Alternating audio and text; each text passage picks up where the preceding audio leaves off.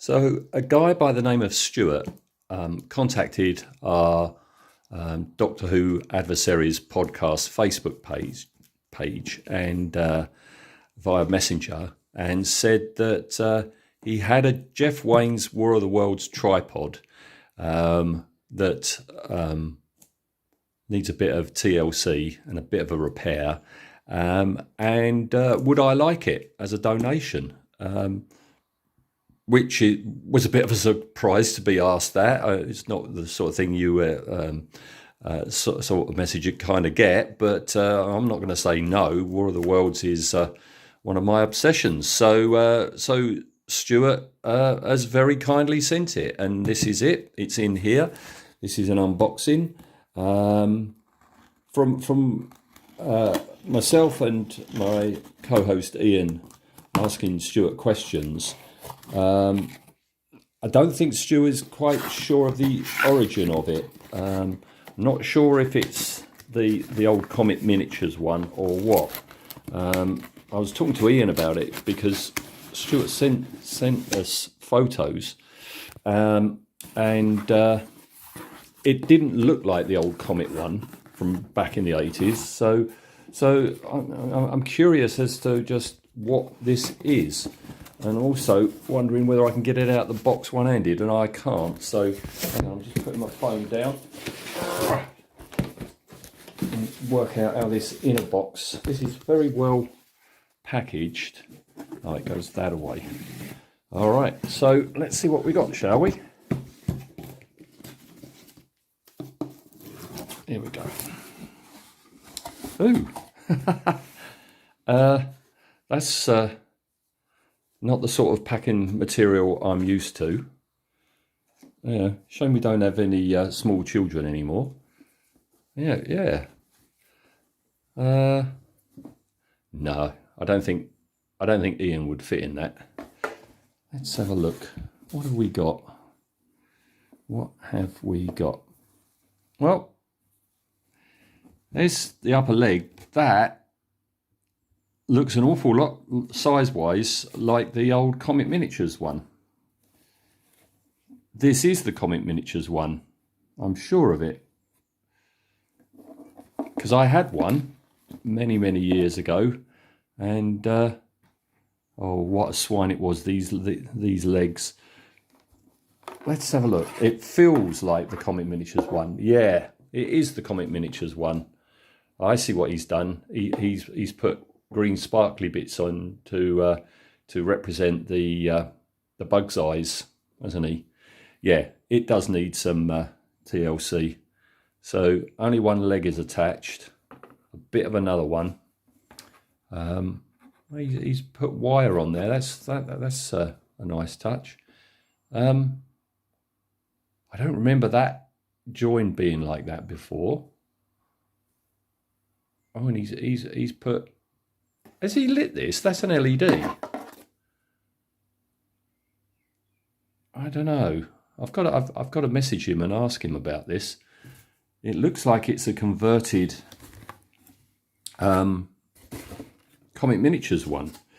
I guess this thing is the rest of the legs. Yes, it is.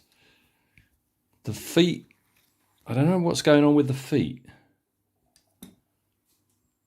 My feet weren't like that. Mine were like they are in the Mike Trim illustrations. So, yeah, these have been glued in the past. Oh, this is interesting. I've got to ask Stuart just what he has done to this, because yeah, we've got additional things that never came with the thing. As I say, he's done that to the eyes, but I don't remember this bit at all. All right, let's get everything laid out and look and see just what needs doing. Okay, I stand corrected. The feet didn't end just like that. It does have feet, and this is very curious. I do wonder. as I say, I had this model back in the 80s, and the feet didn't look like this at all. And it certainly didn't have all this detail around the joint area. I've got a feeling that what this is a later edition, maybe. It's definitely from the same manufacturer, because I remember that cream resin. That's exactly how I remember my one being. But it didn't have feet like this. They were like circles, solid circles. But that's good. I've got the feet. I think the plan of action, I think what I'm going to do, not repaint it, not start all over again, but work with what I've already got. So I'm going to redo the metallics because they're all a bit too bright. Sorry, Stuart, but I like my metals darker. All right. So I'm gonna redo both the steel and the copper color. Do something with this joint here. I've got to dig out my old poster magazine. I've got still got my Jeff Wayne's War of the Worlds poster magazine, and that opens up into a fantastic poster. So good. I've got good reference material. Yeah, redo all the metallics. Not a lot I can do about the LED, but that's fine. I quite like it. All right, I've got a repaint in there. I'm going to leave the eyes as is. What I'd like to do, but I'm not going to, because I can't do it. What would have been nice would to have been, if they weren't like that, to somehow take a moulding of it and do a vac form clear dome to go over the top. But no, I won't be doing that. So it is going to be a case of repaint, but not priming it first. I'm just going to add paint to the existing model. All right, so I'll return once I've got that underway, and let's see what it looks like. Well, here we have the fabulous War of the Worlds poster magazine. This isn't my original one. My original one I sellotaped to my wall, and that is long gone. But I bought this many years ago off of eBay. I think when that ultra fabulous edition of Jeff Wayne's War of the Worlds with all the multiple discs and everything came out, 10, 15 years ago, at the same time of getting that, it's like, oh, I'd like that poster magazine again. So I've had it since then. And as you can see, this has never been stuck on the wall with blue tack or sellotape. So I've dug this out to try and get clues as to what's going on colour-wise. All right. And this isn't the Mike Trim artwork I'm thinking of. I'm thinking of this one, which we're going to get to in a minute.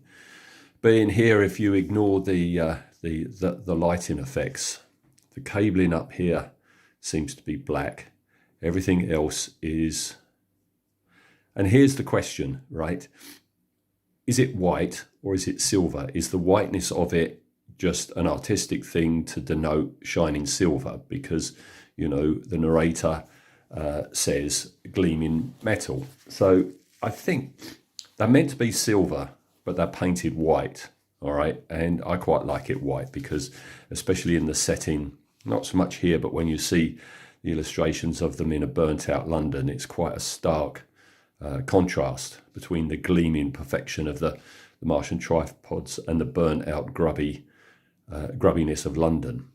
So yeah, so we've got black cable there, white or silver for the rest, and green for the eyes. All right, if you've never seen this poster magazine, I'll just quickly show you it.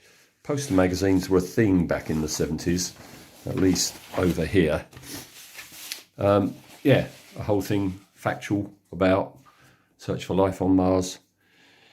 These are brilliant illustrations and text, but not in colour, so no use to me. Let's open up the poster magazine and let's have a look.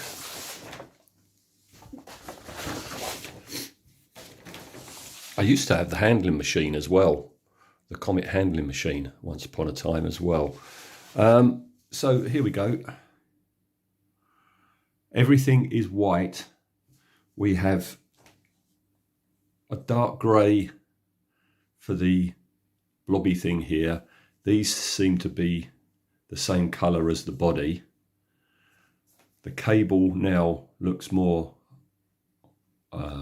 metallic than black. Everything up here is the same colour.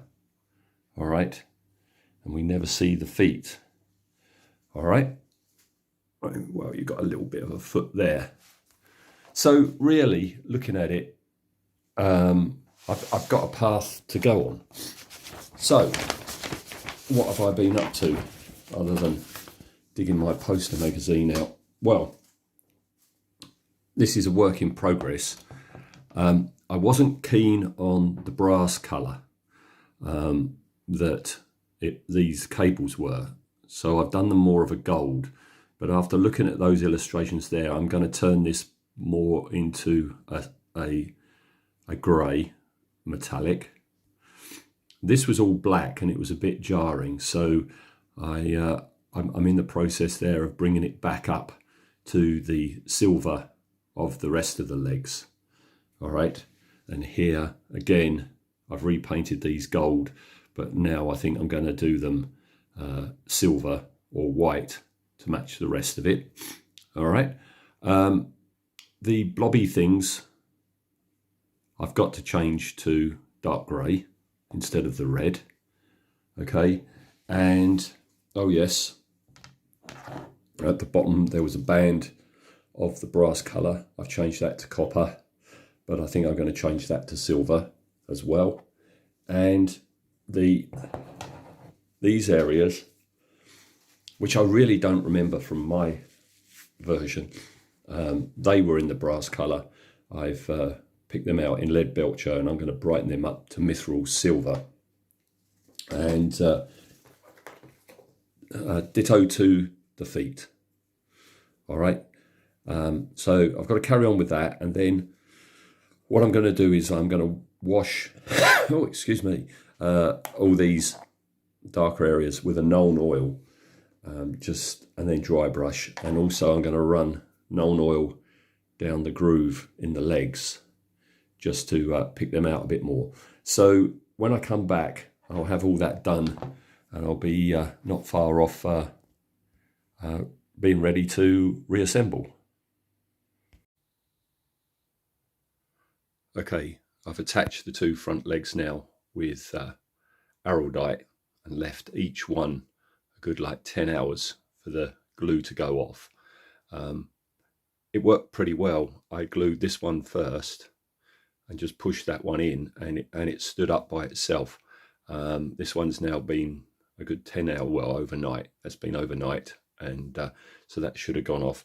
All I've got to do now is attach those like rigger arm things and attach the feet. I think that's helped with the balancing and gluing it, that there's no feet, so it's straight on the three balls there. For the feet, what I've done is I've mudded them up, because I figure, you know, a whacking great big heavy Martian tripod walking across English fields is going to get mucky, so I've muddied them up. So yeah, all I've got to do now is stick those two arms on, stick the feet on, and we're going to be done. And there we have it, all done. I'm really pleased how Stuart has done these legs. Instead of it being, you know, bolt upright, I like the way this leg is back a tad. It really does look like it's in mid stride. That's really nifty. It's pretty stable, although really I should make a base for it and glue the legs to the base. Like a strong gust of wind or a misbehaving cat could do what the humans couldn't do and destroy it. So no, this is really good, especially if you go down at this sort of angle.